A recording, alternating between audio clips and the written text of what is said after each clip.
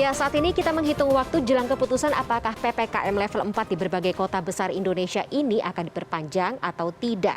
Penjadwalan keputusan ada di tanggal 2 Agustus 2021 alias besok. Namun melihat situasi dan juga kondisi pandemi COVID-19 dari angka kasus positif, jumlah kematian dan juga penanganan secara keseluruhan, keputusan seperti apa yang seharusnya bisa menjadi win-win solution? Kita bahas dari kacamata media bersama dua narasumber yang hadir malam hari ini. Ada Dewi Savitri, Standard and Practices CNN Indonesia TV. Selamat malam, Mbak Desaf. Selamat malam, Fani. Apa kabar? Sehat-sehat ya? Baik, Mbak Desaf sendiri gimana? Alhamdulillah. Alhamdulillah, senang sekali mendengarnya. Kemudian juga ada Elvan Dhani Sutrisno, Wapemret.detik.com. Selamat malam, Mas Elvan. Selamat malam, Fani. Sehat ya? Alhamdulillah sehat. Alhamdulillah, senang sekali juga mendengarnya. Oke, kita langsung bahas ya mengenai evaluasi PPKM dengan tingkatan dari kacamata Mbak Desaf dan juga Mas Elvan. Saya ke Mbak Desaf dulu deh. Aturan bernama PPKM dengan berbagai tingkatan ini kan juga tidak hanya aturannya saja ya, tapi juga namanya berubah-ubah. Menurut Mbak Desaf, presiden seperti apa yang ditujukan oleh pemerintah saat ini? Yang sudah berlangsung selama beberapa pekan terakhir ini menunjukkan beberapa hasil ya yang kita lihat ya. Sebagian baik, sebagian masih kurang baik, sebagian justru makin buruk. Jadi apakah namanya PPKM dengan level 1, 2, 3, 4, apakah namanya PPKM darurat, apakah namanya PSBB atau apapun itu bentuknya, yang paling penting adalah yang mestinya sampai adalah bahwa ini persoalan keselamatan manusia, keselamatan warga negara, karena dalam situasi pandemi, tugas negara yang paling penting adalah melanjutkan amanat konstitusi, yaitu melindungi seluruh tumpah darah Indonesia dan segenap bangsa Indonesia. Jadi apakah ukurannya yang paling penting saat ini, apakah itu berhasil atau tidak adalah apakah upaya untuk menyelamatkan bangsa dan seluruh tumpah darah Indonesia ini berhasil atau tidak. Saya kira itu. Oke, tapi singkat saja Mbak Desaf, dari 10 hari pelaksanaan PPKM lanjutan ini apakah berhasil atau tidak?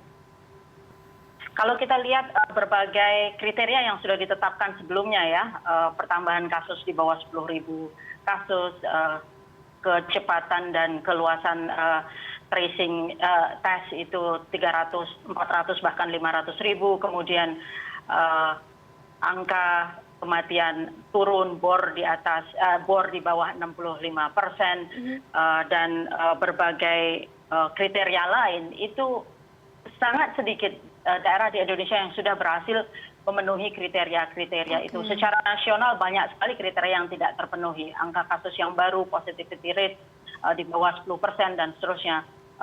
Bahkan bisa dibilang sedikit sekali target-target yang sudah berhasil dicapai. Oke, itu kita akan bahas nanti ya Mbak Desaf, tapi saya ke Mas Elvan dulu. Tadi kalau misalnya mengingat ada perubahan aturan, kemudian juga nama ya, tadi nama kemudian juga akan mengakar kepada perubahan aturan tersebut. Kalau menurut Mas Elvan sendiri, ini diubah-ubah karena realita yang terjadi di lapangan atau karena ada tekanan dari pihak tertentu oleh pemerintah? Atau kepada pemerintah? Gimana Mas Elvan? Saya kira pertanyaannya kok berat ke saya nih.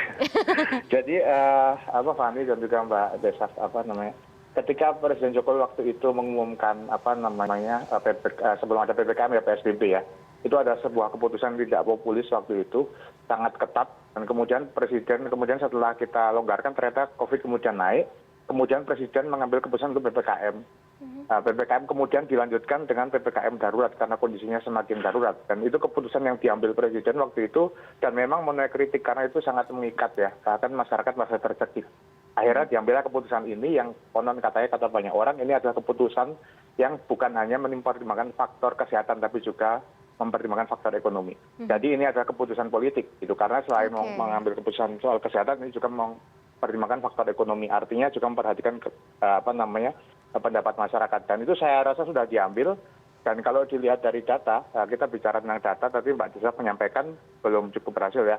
Kalau waktu itu ketika sehari setelah PPKM level 4 ya, PPKM darurat diganti menjadi PPKM level 4, ini mengubah nama, ini juga sebuah keputusan seperti tadi disampaikan Fani, itu juga sebenarnya banyak orang bilang untuk mengendorkan. Dan seperti apa datanya?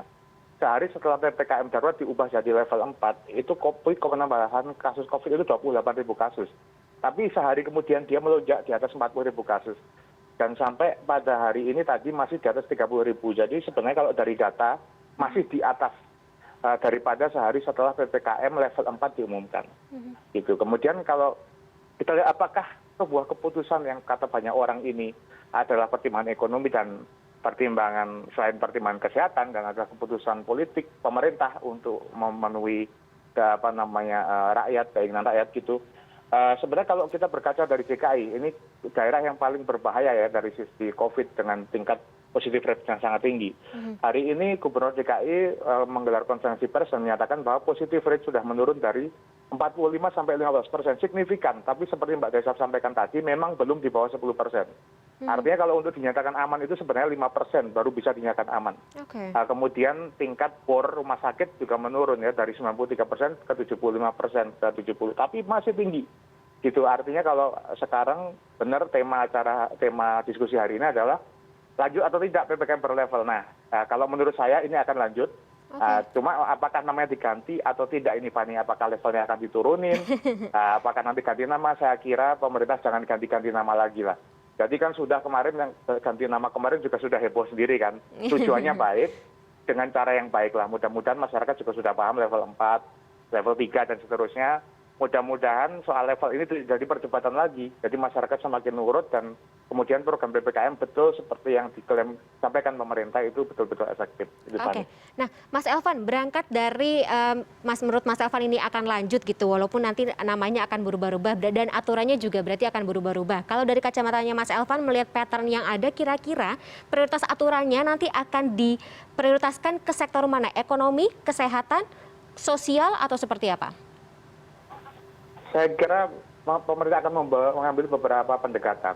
Untuk daerah-daerah yang cukup berhasil seperti Jakarta yang memang ini jadi ini ya nasional, jadi contoh nasional kan positive rate-nya menurun. Saya kira Jakarta akan ada pelonggaran. Jadi yang sekarang Jakarta kan paling ketat ya level 4 ya. Kemungkinan akan levelnya akan sama tapi dengan pelonggaran yang lebih gitu. Sekarang Jakarta kan pembatasannya masih banyak ya, mal belum boleh buka dan lain-lain. Kalau kita listnya itu masih paling ketat lah kota-kota besar. Saya kira itu mungkin akan dikasih pelonggaran. Meskipun saran saya jangan buru-buru senang dengan perubahan yang baik ini, penurunan positive rate ini, tapi terus aja kencengin dulu sampai nanti Agustus misalnya, seperti saran beberapa pakar. Nah, pendekatan kedua adalah daerah-daerah di luar Jakarta dan luar Pulau Jawa. Data terakhir dari Satgas menunjukkan bahwa akhir-akhir ini COVID itu justru meluas luar Jawa. Luar Jawa ini justru yang tumbuh terus nih, kasusnya banyak gitu. Dan Presiden Jokowi juga sudah mengingatkan kan dalam beberapa waktu lalu bahwa COVID di Jawa mulai ditangani, tapi di luar Jawa malah meledak. Saya kira luar Jawa mungkin akan lebih banyak yang level-levelnya naik mungkin. Atau kalau nggak mau ganti nama ya tataannya akan semakin ketat gitu. Tapi pendekatannya saya kira Presiden Jokowi akan sama, kesehatan dan ekonomi. Sekarang melihat kemarin ketika di full dengan kontrol ketat sekali, ekonominya kedodoran kelihatan kan, masyarakat sangat berteriak. Nah, tapi ada kritik juga begini Fani dari beberapa tokoh, jadi yang dilonggarkan itu kan masyarakat kelas bawah, ya kan pasar, kemudian ada tempat makan di pinggir jalan dan lain-lain gitu kan, kehidupan masyarakat kecil. Itu kan sebenarnya pasar khususnya adalah sangat rawan dengan penularan gitu loh. Saya kira ini juga jadi PR pemerintah. Jadi gimana biar pelonggaran yang ada gitu tetap harus diikuti dengan pengawasan yang sangat ketat gitu Fani. Oke. Saya ke Mbak Desaf, tadi kalau misalnya melihat pelonggaran menurut dari kacamatanya Mas Elvan ini diprioritaskan atau kemudian juga menjadi concern-nya itu ke masyarakat kalangan bawah seperti pasar dan juga warung-warung makan gitu. Nah, melihat pengawasannya dan bagaimana jalannya pengawasan selama ini gitu dari penegakan aturan tersebut. Menurut Mbak Desaf ini gimana dan apa yang bisa jadi katakanlah mitigasi ke depannya gitu? Pas bahwa Fani menyebut soal mitigasi ya, karena pengawasan itu tidak bisa dilakukan berdiri sendiri saja tanpa ada mitigasi. Jadi orang diminta untuk membatasi mobilitas, tinggal di rumah sebisa mungkin, hanya keluar untuk hal-hal yang paling penting saja. Bagaimana kalau hal-hal yang paling penting dilakukan di luar ini justru akan menghadapkan warga ini dengan risiko-risiko yang makin tinggi terhadap penularan COVID. Misalnya bekerja di pasar, bekerja di tengah keramaian, bekerja di tempat-tempat yang risiko paparannya tinggi. Nah, terhadap mereka itu kan sebenarnya mitigasinya sudah jelas ya, pengetahuan tentang 3M, kemudian ada apa yang disebut sebagai bantalan sosial, jadi ada social buffer. Bagaimana caranya agar yang bersangkutan supaya tidak terlalu lama berada di luar, supaya mengurangi mobilitasnya keluar, itu dibantu dengan penghasilan sedemikian rupa yang bisa diberikan negara sehingga risikonya terkena paparan itu menjadi berkurang. Oke. Sangat sulit kita mengharapkan orang untuk patuh pada aturan dan kemudian menegakkan aturan itu sendiri dengan monitoring tanpa kita memikirkan bahwa ada risiko-risiko yang mungkin lebih besar daripada risiko terkena penyakit, terkena infeksi kalau dia tidak melakukan kegiatan-kegiatan itu. Jadi di satu sisi penegakan aturannya ya betul agak lemah, tapi di sisi lain itu tidak akan bisa kuat juga kecuali kalau zone buffernya tadi itu diperkuat dengan bantuan sosial. Jadi dua-duanya mesti jalan bareng ya. Kalau dua-duanya jalan bareng, kita baru bisa melihat dengan lebih objektif. Sudah diberi bantuan sosial, kenapa masih tidak mengikuti aturan? Kira-kira Nah, itu berarti pertanyaannya, sudah diberi bantuan sosial, tapi kenapa tidak membuat orang bisa bertahan di rumah saja, masih mengeluh mereka masih punya perut yang harus diisi, perut yang membutuhkan untuk diisi makan seperti itu. Tapi kita akan bahas lebih lanjut di segmen berikutnya karena CNN Indonesia Newscast. Jeda dulu, kami akan segera kembali.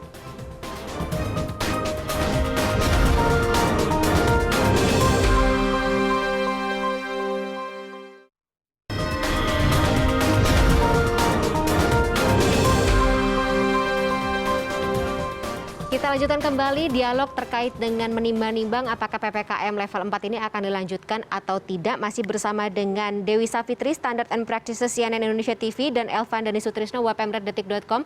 Mbak Desaf mengatakan bansos sudah digelontorkan, tapi ini tidak menjadikan faktor masyarakat tetap mau di rumah saja. Ini ada yang miss di mana ya? Menurut saya setidak-tidaknya ada dua ya, setidak-tidaknya ya mungkin lebih. Yang pertama adalah apakah bansos yang dijanjikan itu sesuai sampai pada yang memerlukan pertama, jumlahnya sesuai, dan kemudian sampai pada yang berhak, tidak mampir kemana-mana, tidak disunat dan seterusnya. Jadi mitigasi dibereskan dulu. Yang kedua adalah persoalan tentang bagaimana menegakkan aturannya sendiri. Kalau kita lihat di awal PPKM setelah diubah menjadi leveling ya, terutama untuk daerah-daerah yang levelnya 4, kita mendengar bahwa akan dikerahkan aparat ya, TNI, Polri untuk memantau warteg misalnya. Ini dimuat di hampir semua media ya. Yang terjadi di lapangan apa? Biasa aja tuh, warteg-wartegnya biasa aja, tidak ada 20 menit disuruh bubar, tidak ada, kita juga tidak mendengar ya, setelah jam sekian wartegnya harus tutup, kalau tidak akan disamperin, akan didatangi oleh aparat dan dipaksa tutup dan seterusnya.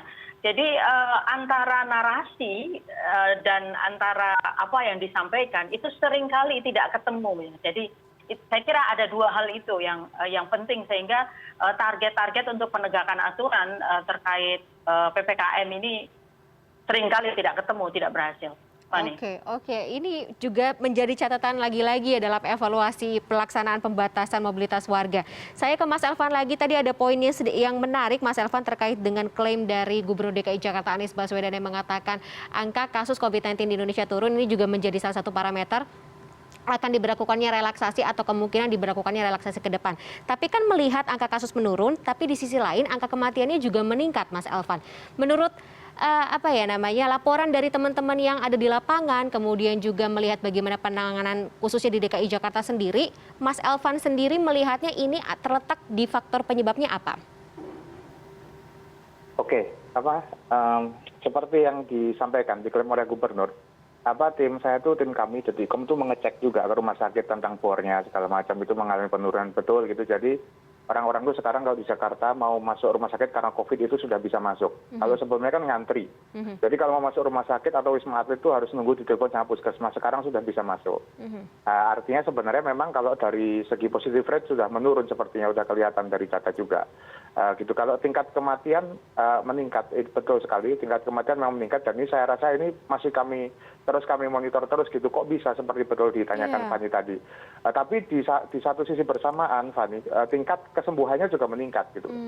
Jadi memang ini yang kita tunggu-tunggu nih seperti apa nanti data lengkap. Pemerintah ini perlu membuka data lengkap gitu. Jadi berapa angka-angkanya, kemudian kenapa ini harus ada yang menjelaskan. Nah, kebetulan besok kan pemerintah akan mengumumkan ya Fani ya, apakah lanjut atau enggak PPKM. Gitu. Kita sih berharap nanti kita juga dapat data secara rinci evaluasi total daripada PPKM level 4 yang sudah jalan sekarang ini. Sebenarnya kalau terkait dengan dengan data di DKI ini, dengan di daerah sebetulnya banyak perbedaannya. Jadi di DKI ini memang sepertinya memang terus membaik gitu. Mungkin terkait dengan kepatuhan masyarakat kali ya selama PPKM ini, kurangnya pergerakan masyarakat.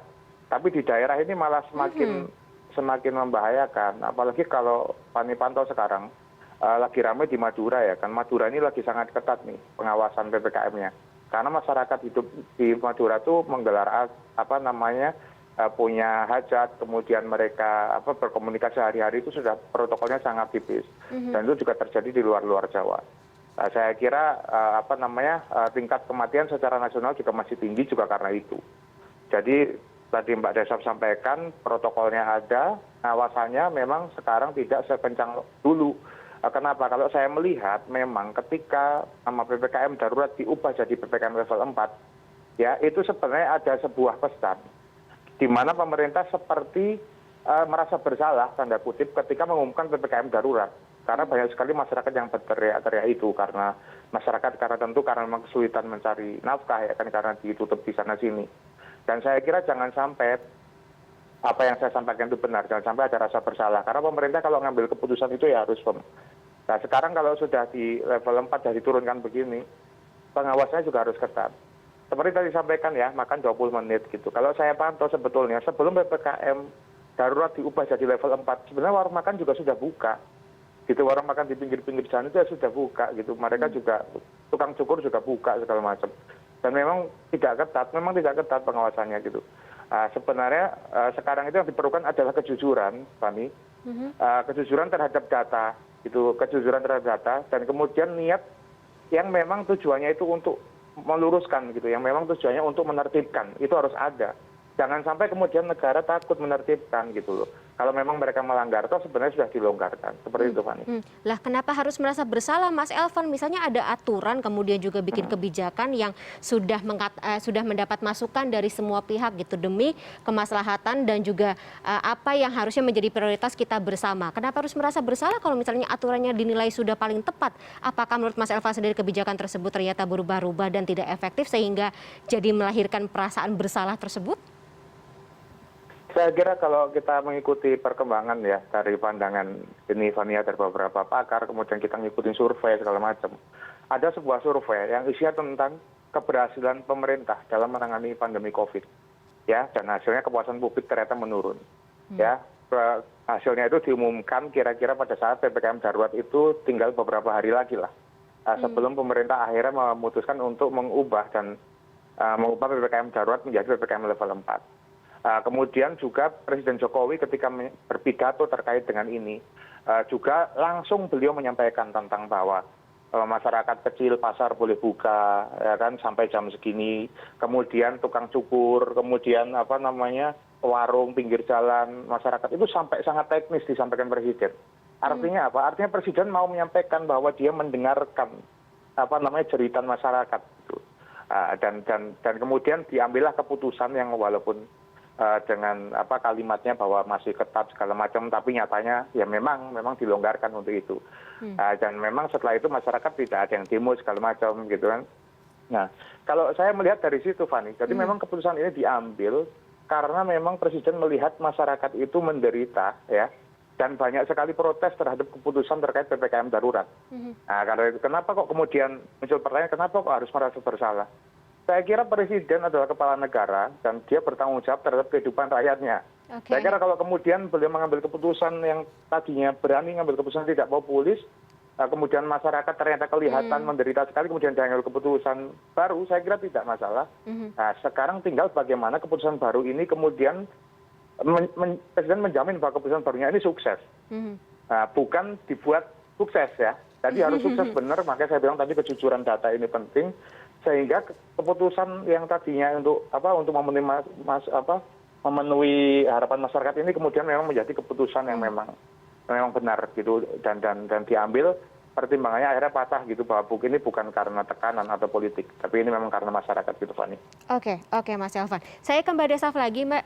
Menurut Mbak Desaf sendiri kalau misalnya melihat bagaimana aturan yang menjadi concern, kemudian juga masyarakat melihat ini aturan dari PPKM level-level ini juga tiap daerah ada yang beda-beda walaupun sebenarnya sudah ditentukan oleh aturan yang sama. Menurut Mbak Desaf, apa yang menyebabkan aturan ini jadi berubah-ubah di tiap daerah?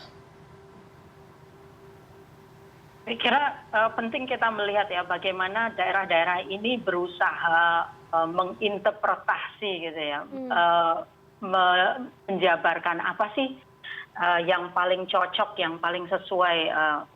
Di satu sisi kita mereka ingin mengikuti apa yang digariskan oleh pusat, di sisi lain mereka berusaha melihat situasi lapangan di daerahnya sendiri-sendiri dan mencoba mencari bentuk-bentuk penyesuaian yang mungkin dianggap pas gitu ya untuk daerahnya. Dan ini kemudian bisa jadi problem ya, ini bisa jadi masalah karena ketika aturan-aturan itu dirumuskan di pusat itu sebenarnya kan landasannya kan adalah berbagai pertimbangan, terutama pertimbangan-pertimbangan ahli tentang apakah yang disebut sebagai jarak yang berdekatan itu, karena kita ingin ada penjarakan gitu ya, ada distancing. Apakah yang disebut dengan ruangan yang aman untuk kerja misalnya, kalau misalnya tidak ada ventilasinya, apakah ini, apakah itu, kenapa orang boleh membuka mal tapi kapasitasnya cukup 50% atau bahkan 25% saja, apakah, dan seterusnya.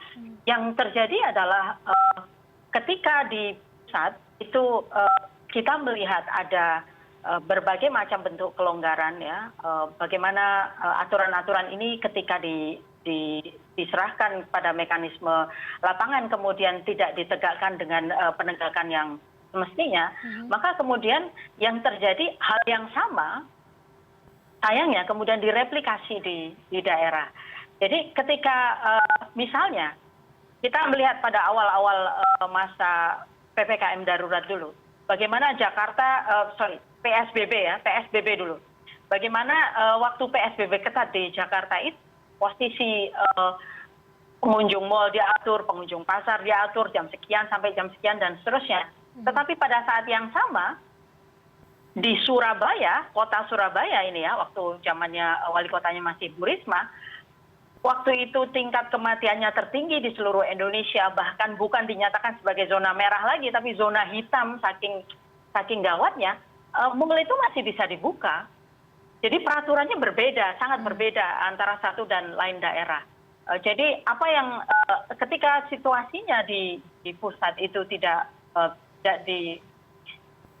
dirinci dengan pas gitu, itu ditangkap sebagai daerah sebagai bentuk bahwa kita bisa menginterpretasikan ini masing-masing. Dan memang pada kenyataannya waktu itu kan Pak Presiden ya, Pak Jokowi mengatakan bahwa kita menyerahkan, waktu itu masih style PPKM mikro ya, kita menyerahkan pada daerah untuk mengatur wilayah masing-masing, tidak perlu dibatasi mobilitasnya satu kota kalau cuma daerah-daerah tertentu yang memerlukan pembatasan mobilitas. Dan rupanya ini dibaca sebagai semacam peluang untuk menginterpretasi itu sebagai ya terserah kita dong, kan kita yang ngerti gitu ya. Dan yang terjadi adalah bahwa ada berbagai beda-beda gaya untuk menerapkan satu aturan yang mestinya sebenarnya sama. Jadi multitafsir Fani. seperti itu ya Mbak Desaf ya. Mbak Desaf dan juga Mas Elvan, ini berhubung karena durasinya sangat sempit, kita harus sudahi dulu dialog kita pada malam hari ini. Tapi semoga insight dari Mbak Desaf dan juga Mas Elvan ini juga bisa jadi pertimbangan pemerintah ketika besok misalnya PPKM level-levelan ini akan dilanjutkan, berarti sudah bisa menentukan prioritas mitigasinya harus diletakkan di sektor mana. Terima kasih sekali lagi Mbak Desaf dan juga Mas Elvan atas waktunya bergabung bersama kami di CNN Indonesia Newscast pada malam hari ini. Sehat selalu Mbak Desaf dan juga Mas Elvan. Selamat malam. Selamat malam, Fani. Malam, Mbak Desa. Terima kasih. Dan CNN Indonesia Newscast akan segera kembali, tetaplah bersama kami.